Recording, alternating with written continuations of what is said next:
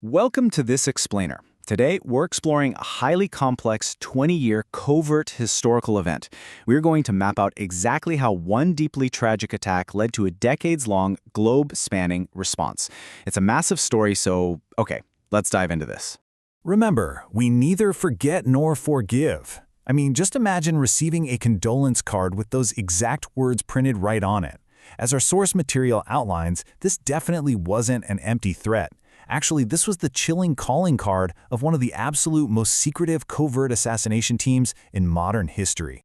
Now, what's really interesting about this is the psychological modus operandus of these operatives. Exactly 1 hour before they executed their target, they would literally deliver a bouquet of flowers and this ominous card to the target's family. It was incredibly cold, highly methodical, and clearly designed to send a terrifying message. But, to understand why this covert team was formed in the first place, we actually need to jump back in time to the main catalyst of these events. The setting was the September 1972 Munich Olympics. West Germany had actually intended for this to be the Games of Peace and Joy. But at 4:30 a.m. on September 5th, that illusion completely shattered. 8 Palestinian militants from the group Black September, who were disguised in sports tracksuits, scaled a fence and breached the Olympic Village. They quickly took 9 Israeli athletes hostage, killing 2 who tried to resist that initial breach. And what followed was a really tense, day-long standoff that ended in utter tragedy.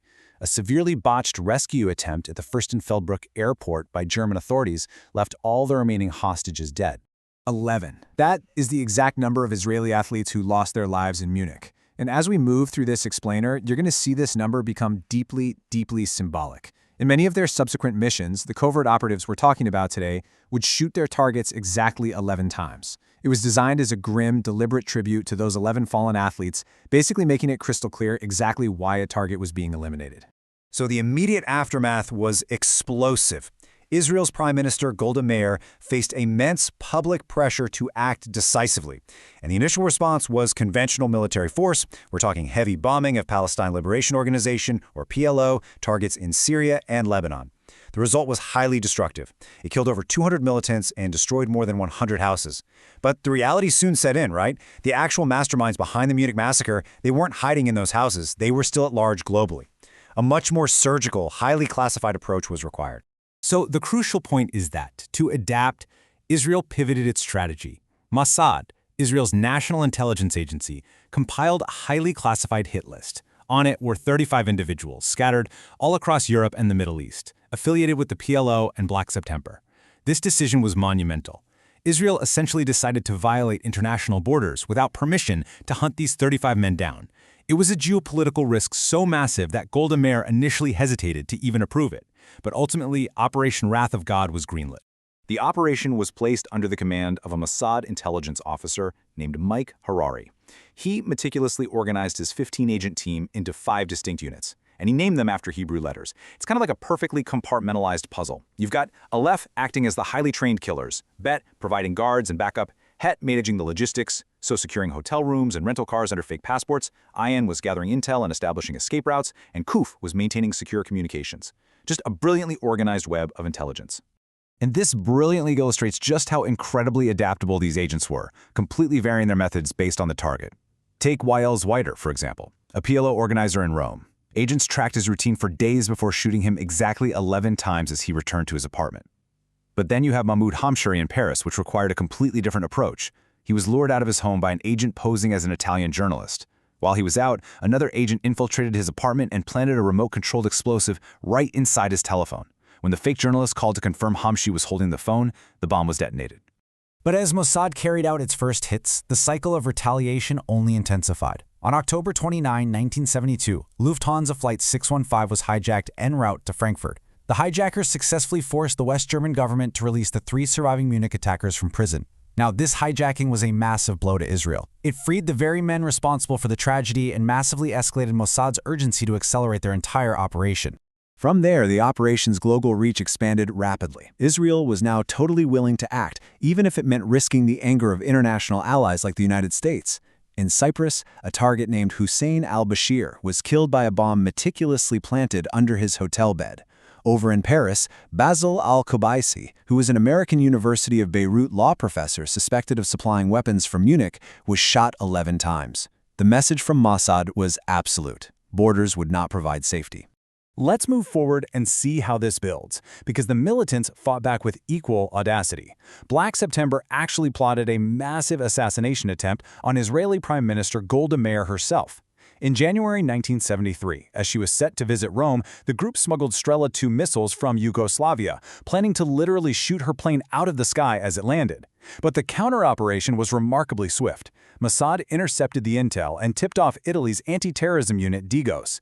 The Italian authorities secured the airport and neutralized the missile-equipped vans before the Prime Minister's plane ever even arrived. The scale of these operations reached an almost cinematic peak in April 1973. The targets this time were 3 top leaders living in heavily guarded apartments in Beirut. To pull this off, a female Mossad agent posed as a TV researcher to carefully map the residential area and monitor the security. Then, in just a stunning infiltration, 14 elite Israeli commandos arrived by sea. And to bypass local security, they were disguised as tourists, or several of them literally dressed as women. The result of this daring raid was the elimination of the targets alongside roughly 100 PLO and affiliated militants. However, the pursuit of the ultimate mastermind led to one of the most tragic blunders in intelligence history. Ali Hassan Salama was the architect of the Munich attacks.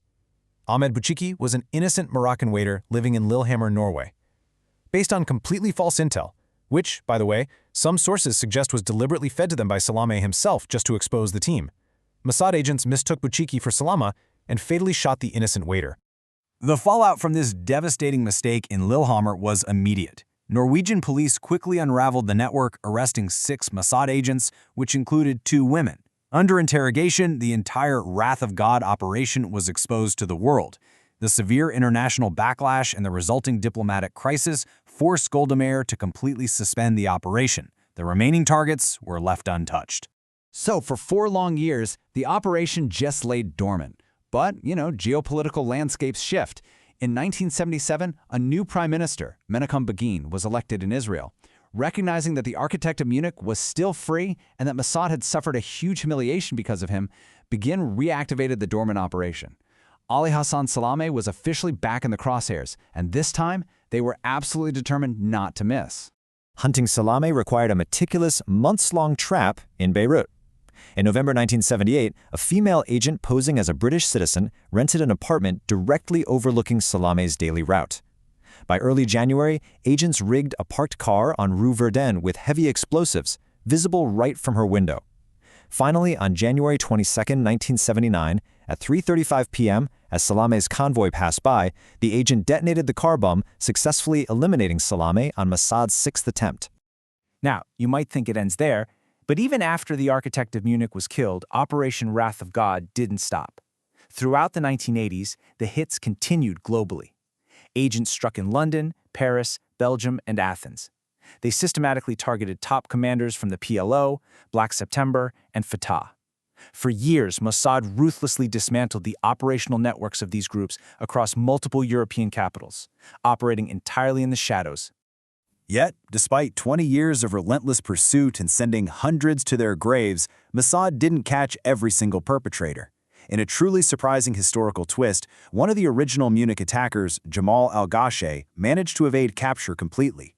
In fact, he actually survived to give a television interview for the documentary One Day in September in 1999 while in hiding. It really goes to show that even an operation spanning 2 full decades couldn't completely close every single loop. Which brings us to the end of our explainer and leaves us with a pretty profound question to reflect on. After 2 decades of operation, compromised sovereign borders, and the deeply tragic loss of innocent lives like Ahmed Bouchiki, what is the ultimate legacy of a 20-year cycle of retaliation? Does an operation like Wrath of God actually bring closure and justice to the fallen, or does it simply perpetuate a deeper, darker cycle of conflict? It's a geopolitical complexity that historians continue to debate today. Thank you so much for joining me for this explainer, and I hope this structured dive into the source material has given you a much clearer understanding of this massive historical event.